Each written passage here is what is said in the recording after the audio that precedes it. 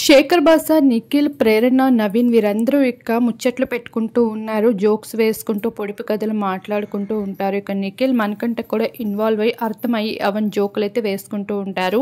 మరొక వైపు పృథ్వీ ఇక్కడ సోనియా, కిరాక్, సీత, నైనిక వీరందరితో కలిసి మాట్లాడుతూ ఉంటాడు. పృథ్వీ సోనియా చేయి పట్టుకొని వారిద్దరూ మాట్లాడుకుంటూ ఉంటే అంతలోనే విష్ణుప్రియ అయితే వస్తుంది. పృథ్వీ, నువ్వు ఎంతమందికైనా ప్రేమని పంచొచ్చు, ఎందుకంటే నువ్వు నాకు పంచిన ప్రేమ చాలా ఎక్కువ అని అంటుంటే, అయితే ఇప్పుడే పృథ్వీ చెప్పాడు తను ప్రేమిస్తే చాలా పొసెసివ్ గా ఉంటాడని, తన ప్రేమని తట్టుకోవడం కష్టమని అంటూ కిరాక్ సీత చెప్తూ ఉంటుంది విష్ణుప్రియకి.